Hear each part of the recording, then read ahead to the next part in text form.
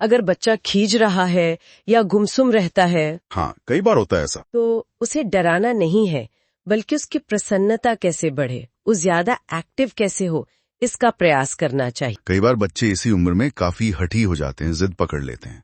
इसके बारे में श्रद्धेया जीजी क्या कहती हैं? श्रद्धेया जीजी का मानना है कि हठीलापन अक्सर माता पिता के व्यवहार का ही परिणाम होता है। ये माता पिता का एक मनोवैज्ञानिक प्रभाव डालकर बच्चों को संस्कारवान बनाने का दायित्व है, जिसे पूरी लगन से निभाना चाहिए। नमस्कार। आज हम एक बहुत ही महत्वपूर्ण विषय पर चर्चा करने वाले हैं।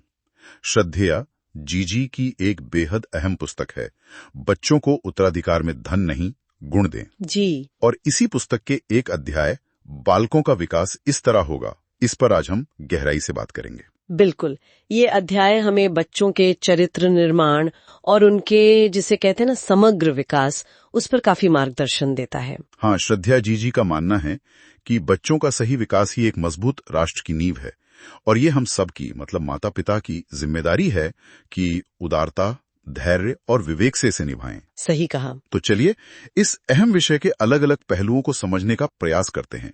देखते हैं श्रद्धेया जीजी किन मुख्य बिंदुओं पर ध्यान दिलाती हैं। देखिए, श्रद्धेया जीजी बताती हैं कि चरित्र का संगठन तो बचपन से ही शुरू हो जाता है, लगभग 1 वर्ष की आयु से ही। 1 साल से?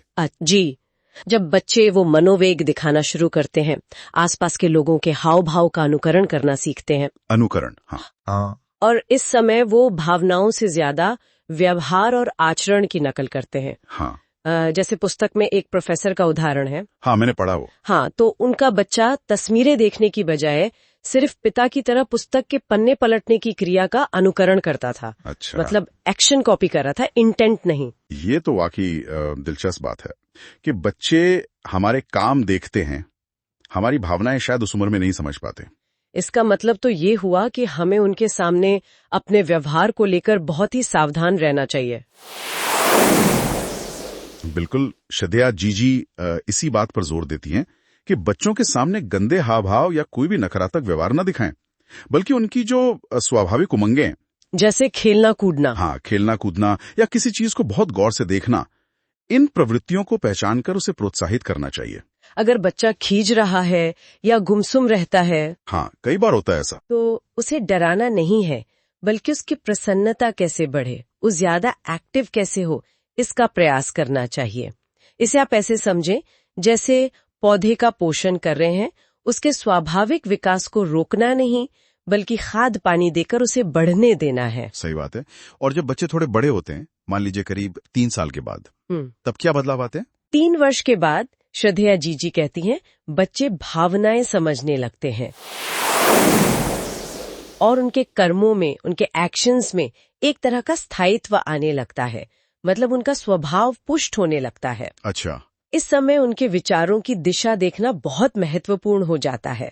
उन्हें रुचिकर, शिक्षात्मक और सुंदर भाव वाले चित्र, कहानियां, खासकर जैसे पशु पक्षियों की कहानियां, वो सुनानी चाहिए। हाँ, बच्चों को पसंद भी आती हैं ऐसी कहानियां। बिल्कुल। और श्रद्धेया जीजी यहाँ सावधान भी करती हैं कि इस उम्र में अश्लील चित्र या भद्दी कहानियों से बच्चों को बचाना बहुत जरूरी है,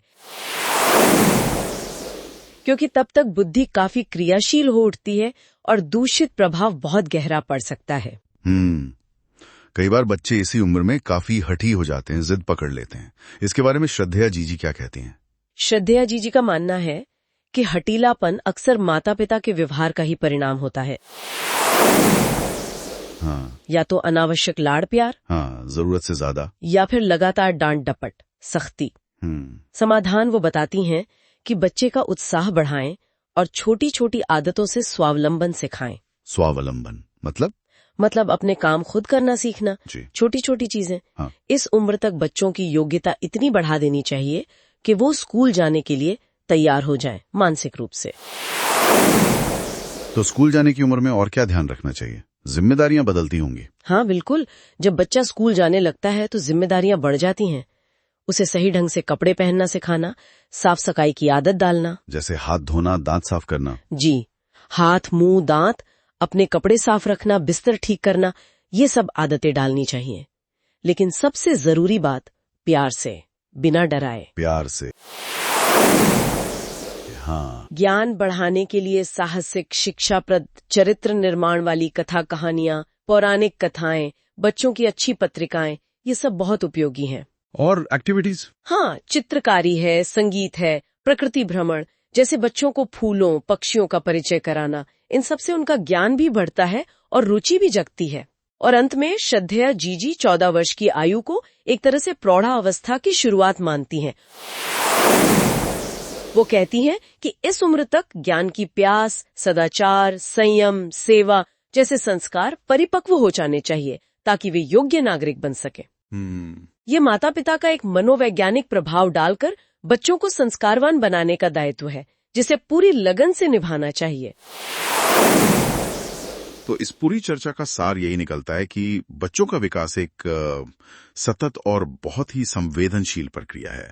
इसमें अभिभावकों को धैर्य, विवेक और सकारात्मक व्यवहार के साथ उनकी जो स्वाभाविक प्रतिभा है उसे पोषित करना होता है। बिल्कुल। श्रद्धेया जीजी का मार्गदर्शन हमें यही याद दिलाता है कि डांट, फटकार या भय की बजाय स्नेह, प्रोत्साहन और सही वातावरण देना ही उनके स्वस्थ विकास की कुंजी है। हाँ, और ये हमें एक महत्वपूर्ण सवाल पर भी लाता है कि आज की जो भागदौड़ भरी जिंदगी है उसमें इन शाश्वत सिद्धांतों और बच्चों की जो अपनी स्वाभाविक गति है उसके बीच संतुलन कैसे स्थापित किया जाए। ये वाकई एक बड़ा प्रश्न है। हाँ, ये प्रश्न शायद हर अभिभावक को अपने आप से पूछना होगा और अपने हिसाब से उसका हल निकालना होगा। ये विचार करने योग्य बात है।